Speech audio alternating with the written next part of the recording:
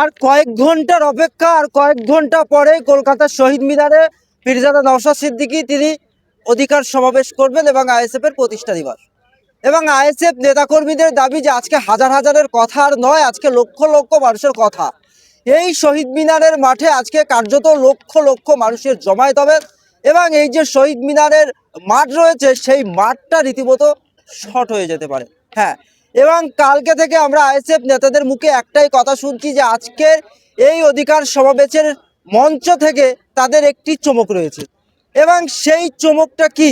এই মঞ্চ থেকে কি 2026-এর প্রার্থী ঘোষণা করবেন নওশাদ সিদ্দিকী, নাকি অন্য কোনো চমক রয়েছে?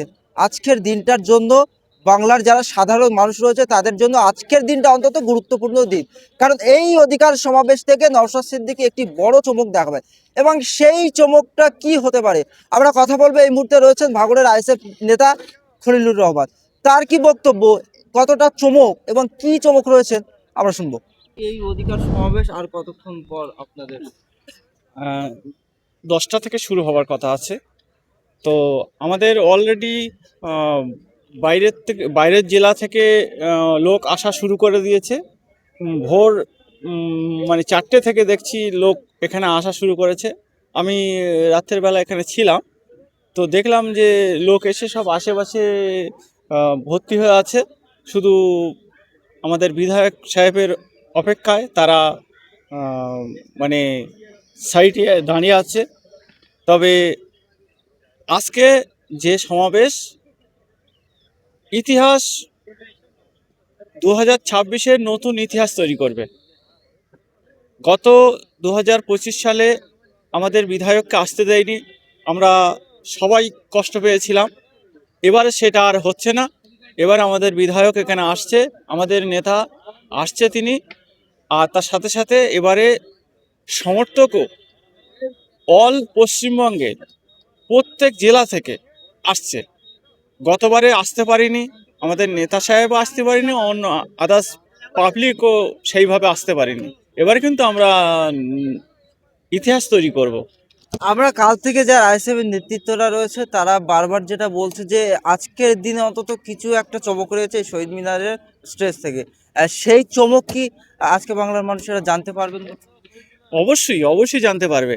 চমক মানে একাধিক চমক আছে, সেটা শাসকের জন্য ক্ষতিকারক। তো শাসক বুঝতে পারবে যে আজকে বিধায়ক নওশাদ সিদ্দিকী সাহেব তিনি কি চমক দিতে চলেছে। তবে আইএসএফের জন্য একটা সুন্দর দিন আসছে, আর শাসকের জন্য দুর্দিন আসছে। কার্যত কাল থেকে একটি প্রশ্ন গুরুগুর করছে যে কালকে আব্বাস সিদ্দিকী ওই মাঠ পরিদর্শন করেছিলেন।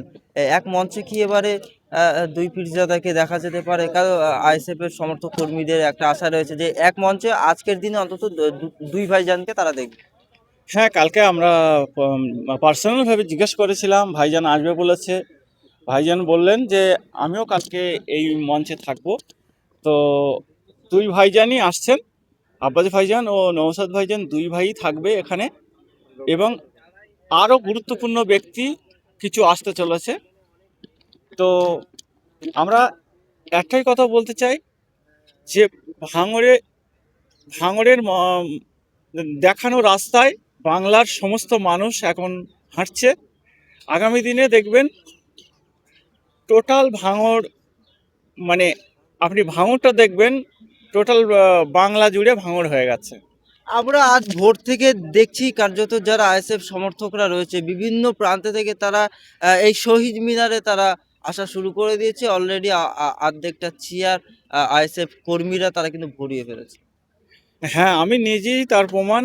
কারণ আমি ভোরের বেলা থেকে মানে ভোর রাত ঘুম হয়নি, ভোরের বেলা ঘুমোতে গিয়েছি, তখনই এরা সবাই কর্মীরা এসে চিল্লাচিল্লি করছে।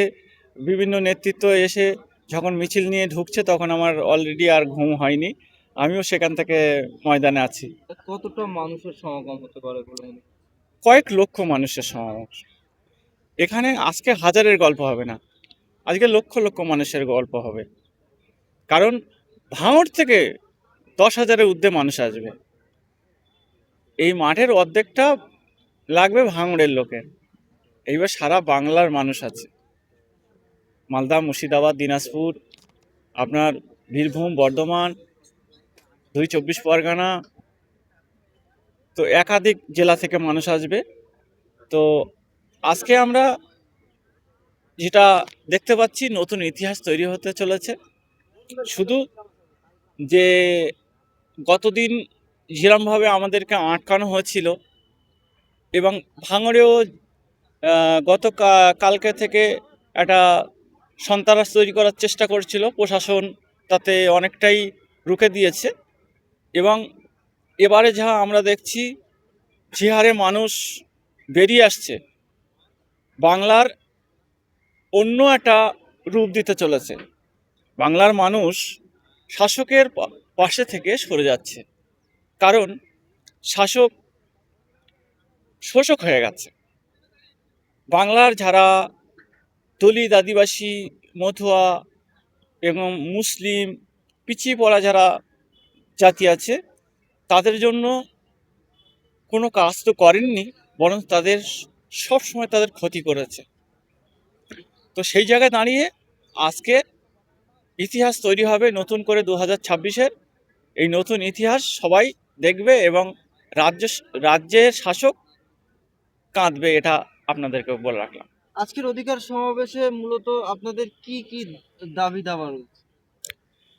একাধিক দাবি দাওয়া। আপনার সংখ্যালঘু অধিকার থেকে শুরু করে, ওবিসি থেকে শুরু করে, এবং ওয়াকফ বিল প্রত্যাহার, তার জন্য, তার সাথে সাথে জল, জমি, জঙ্গলের অধিকার এবং